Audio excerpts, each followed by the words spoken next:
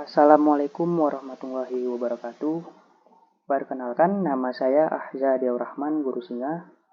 Jadi, tujuan dibuatnya video ini untuk memenuhi tugas ujian akhir semester dari Pak Heri Kurniawan dengan mata kuliah Pengembangan Kepribadian dan Komunikasi. Dan di sini saya akan membahas topik tentang komunikasi. Topik ini sangat relevan untuk dibahas karena komunikasi bukan hanya soal berbicara, tetapi juga soal mendengarkan dan memahami. Kemampuan ini sangat menentukan keberhasilan kita, baik dalam pekerjaan, pendidikan, maupun hubungan sosial. Jadi langsung saja kita mulai. Di sini ada beberapa poin penting yang nantinya akan kita bahas. Yang pertama itu ada pengertian komunikasi, lalu ada elemen-elemen komunikasi, terus ada jenis-jenis komunikasi, ada tips menjadi komunikator efektif, serta yang terakhir ada kesimpulannya. Sebelumnya kita harus tahu dulu apa sih komunikasi itu. Secara sederhana, komunikasi adalah proses penyampaian pesan dari satu pihak, pengirim, ke pihak lain penerima, dengan tujuan untuk menciptakan pemahaman bersama. Ini bukan hanya tentang apa yang kita katakan, tetapi juga bagaimana kita mengatakannya dan bagaimana pesan itu ditafsirkan. Mengapa komunikasi itu penting? Komunikasi penting itu karena nantinya sangat berguna untuk tujuan yang akan kita capai. Seperti di sini ada membangun hubungan, memperkuat ikatan personal dan profesional. Lalu bisa juga mencapai tujuan dengan memastikan instruksi jelas, kolaborasi lancar, dan target tercapai. Bisa juga menyelesaikan konflik dengan mencegah kesalahpahaman dan mencari solusi konstruktif. Lalu meningkatkan produktivitas dengan meminimalkan kesalahan, menghemat waktu, dan mengoptimalkan kinerja. Lalu yang terakhir, pengambilan keputusan yang lebih baik dengan informasi yang akurat dan lengkap. Di sini ada beberapa elemen-elemen penting dalam proses komunikasi. Yang pertama itu ada pengirim, di mana pengirim ini pihak yang memulai pesan. Lalu ada pesan, informasi yang ingin disampaikan. Yang ketiga, encoding, di mana encoding ini mengubah ide menjadi pesan. Selanjutnya, saluran atau media. Cara pengiriman pesan, misal tatap muka dan email.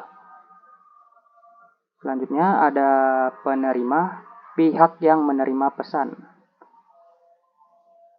Lalu ada decoding, memahami pesan yang diterima. Ada umpan balik, respons penerima kepada pengirim. Yang terakhir ada hambatan atau gangguan, apapun yang menghalangi pemahaman. Selanjutnya, di sini ada jenis-jenis komunikasi yang terbagi menjadi dua. Yang pertama itu komunikasi verbal yang menggunakan kata-kata.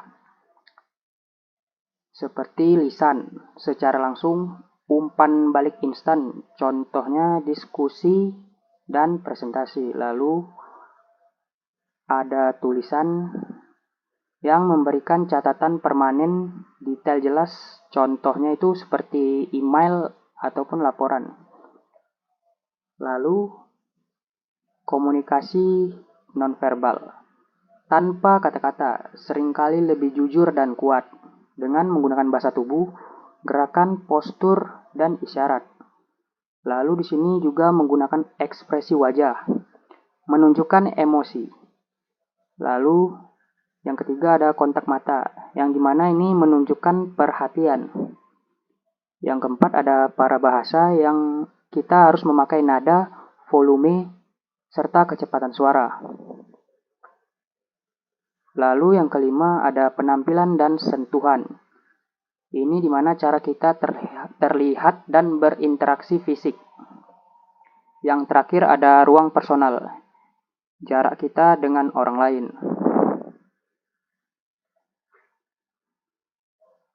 Komunikasi efektif.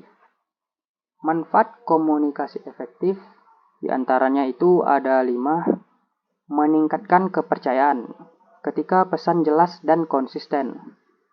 Lalu ada pengurangan kesalahpahaman, di mana kita meminimalkan konflik dan frustrasi. Yang ketiga ada kolaborasi yang lebih baik, tim bekerja secara lebih harmonis dan produktif. Lalu juga dapat meningkatkan motivasi, di mana karyawan merasa didengar dan dihargai. Lalu yang terakhir ada keputusan yang tepat waktu berdasarkan informasi yang jelas. Di sini ada beberapa tips menjadi komunikator yang efektif.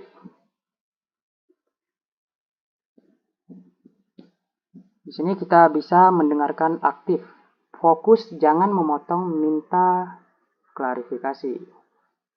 Lalu yang kedua, kita harus jelas dan ringkas. Sampaikan pesan lugas, hindari jargon. Jargon ini, buat yang belum tahu, adalah istilah atau kata-kata khusus yang digunakan kelompok tertentu. Kalau kita dengar kata atau istilah aneh yang hanya dipakai di komunitas tertentu, itu kemungkinan besar adalah jargon. Lalu yang ketiga ada perhatikan nonverbal. Pastikan bahasa tubuh mendukung pesan. Yang keempat ada berempati, pahami sudut pandang lawan bicara. Lalu bisa juga berikan dan terima umpan balik terbuka, konstruktif, dan secara spesifik. Pilih saluran tepat, tatap muka untuk sensitif, email untuk detail. Sadar akan hambatan, antisipasi dan atasi gangguan komunikasi. Jadi, kesimpulan presentasi dari materi ini adalah keterampilan yang dapat terus diasah dengan memahami elemen-elemennya, jenis-jenisnya, dan menerapkan tips-tips yang telah kita diskusikan, kita dapat menjadi komunikator yang lebih efektif, membangun hubungan yang lebih kuat, dan mencapai tujuan kita dengan lebih baik. Ingatlah, komunikasi bukan hanya tentang berbicara, tetapi tentang memastikan bahwa pesan Anda diterima dan dipahami sebagaimana mestinya.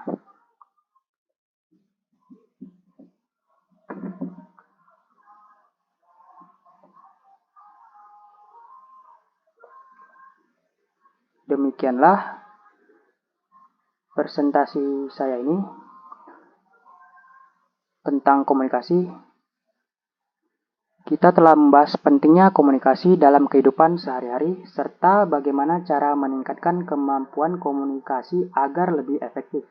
Semoga materi ini bermanfaat dan bisa membantu semuanya dalam membangun hubungan yang lebih baik, baik di lingkungan kerja maupun dalam kehidupan pribadi. Mohon maaf jika presentasi saya kurang lengkap, karena saya masih dalam proses belajar. Saya akhiri. Assalamualaikum warahmatullahi wabarakatuh.